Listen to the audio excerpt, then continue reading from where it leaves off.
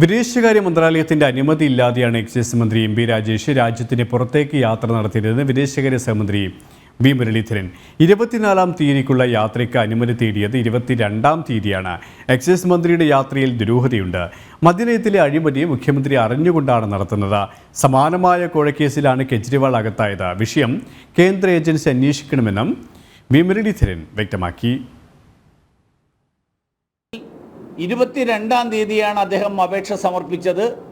24-ാം തീയതി അദ്ദേഹം ഇന്ത്യയിൽ നിന്ന് യാത്ര ചെയ്തു എന്നാണ് വാർത്തകളിലൂടെ ഞാൻ മനസ്സിലാക്കിയിട്ടുള്ളത്. തീർച്ചയായിട്ടും അനുമതി നൽകപ്പെട്ടിട്ടില്ല.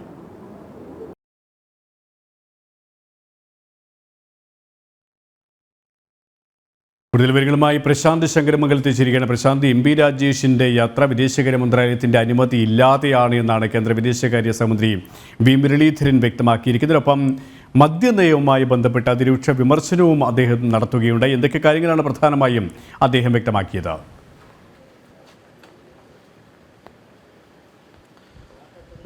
കെ.പി. മദ്യനയവുമായി ബന്ധപ്പെട്ടും അതുപോലെ തന്നെ എം പി രാജേഷ് എക്സൈസ് മന്ത്രി നടത്തിയ വിദേശയാത്രയ്ക്കെതിരെയും അതിരൂക്ഷമായ വിമർശനങ്ങളാണ് ഇപ്പോൾ കേന്ദ്രമന്ത്രി വി മുരളീധരൻ ഉന്നയിച്ചിരിക്കുന്നത്.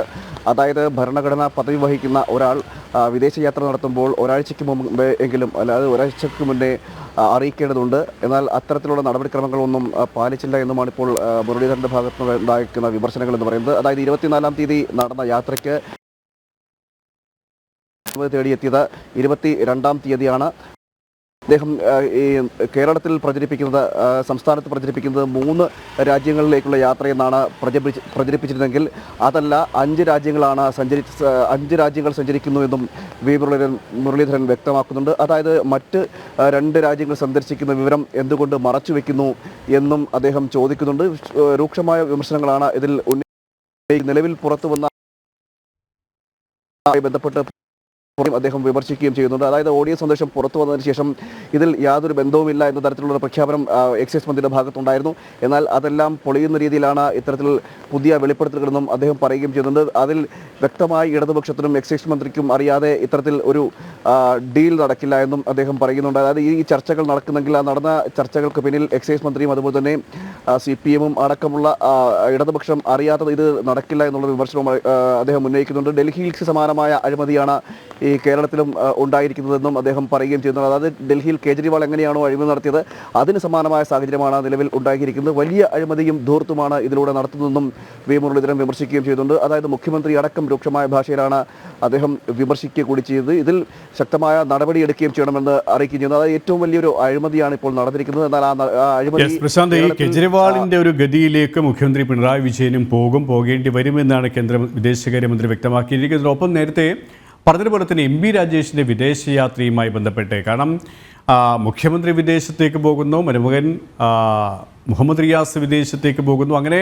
മന്ത്രിമാരുടെ ഒരു ഘോഷയാത്രയാണ് വിദേശത്തേക്ക്. വലിയ സാമ്പത്തിക പ്രതിസന്ധിയിലൂടെ കേരളം ഇങ്ങനെ പ്രതിസന്ധിയിലൂടെ കടന്നു പോകുമ്പോഴാണ് യാത്ര എന്നതാണ് ശ്രദ്ധേയം. പ്രത്യേകിച്ച് ഈ മദ്യനയ അഴിമതിയുമായി ബന്ധപ്പെട്ട കാര്യങ്ങളൊക്കെ നടക്കുമ്പോഴാണ് എം പി രാജേഷിൻ്റെ യാത്രയും. പക്ഷേ വിദേശകാര്യ മന്ത്രാലയത്തിൻ്റെ അനുമതി ഇല്ലാതെയാണ് യാത്ര നടത്തുന്നത് എന്ന് പറയുമ്പോൾ വിദേശകാര്യ സഹമന്ത്രി തന്നെ അത് രേഖപ്പെടുത്തുമ്പോൾ ചട്ടങ്ങളും നിയമങ്ങളും അട്ടിമറിക്കുകയാണ് ഈ മന്ത്രിസഭ ചെയ്യുന്നത് എന്നുള്ള വിമർശനം കൂടി സാധൂകരിക്കപ്പെടുകയാണല്ലേ? കെ.പി. തീർച്ചയായും ഇതുകൂടി, അതായത് ഈ ചട്ടങ്ങളും നിയമങ്ങളും എല്ലാം മറികടന്നുകൊണ്ടൊരു യാത്രയെന്നു കൂടി തന്നെയാണ് ഇതിലൂടെ ഈ വിദേശകാര്യ സഹമന്ത്രിയുടെ വാക്കുകളിൽ നിന്നുകൂടി തന്നെ നമുക്ക് വ്യക്തമാക്കാൻ കഴിയുന്നത്, മനസ്സിലാക്കാൻ കഴിയുന്നത്. അതായത് ഞാൻ നേരത്തെ പറഞ്ഞിരുന്നു, അതായത് ഇതിൽ ഒരാഴ്ചയ്ക്ക് മുമ്പേ വേണം ഇത്തരത്തിലുള്ള വിദേശയാത്രകളുമായി ബന്ധപ്പെട്ട് മന്ത്രിമാർ അല്ലെങ്കിൽ ഭരണഘടനാ പദവി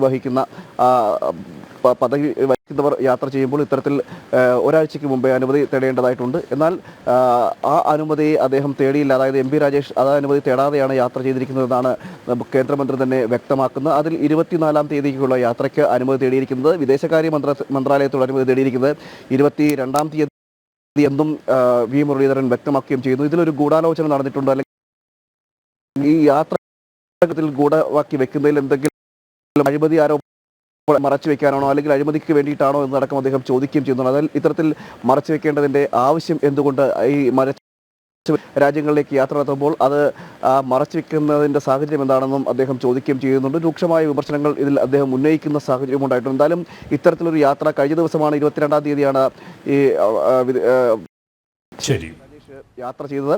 എന്നാൽ ഈ മന്ത്രി എം ബി രാജേഷിന്റെ യാത്ര വിദേശകാര്യ മന്ത്രാലയത്തിന്റെ അനുമതിയില്ലാതെയാണ് എന്നാണ് കേന്ദ്ര വിദേശകാര്യ സഹമന്ത്രി വി മുരളീധരൻ വ്യക്തമാക്കിയിരിക്കുന്നതിനൊപ്പം മദ്യനയവുമായി ബന്ധപ്പെട്ട് മുഖ്യമന്ത്രി പിണറായി വിജയനെതിരെ സംസ്ഥാന സർക്കാരിനെതിരെ രൂക്ഷ വിമർശനവുമാണ് അദ്ദേഹം നടത്തിയിരിക്കുന്നത്. പ്രശാന്ത് ശങ്കരമംഗലത്താണ് വിവരങ്ങൾ നൽകിയത്.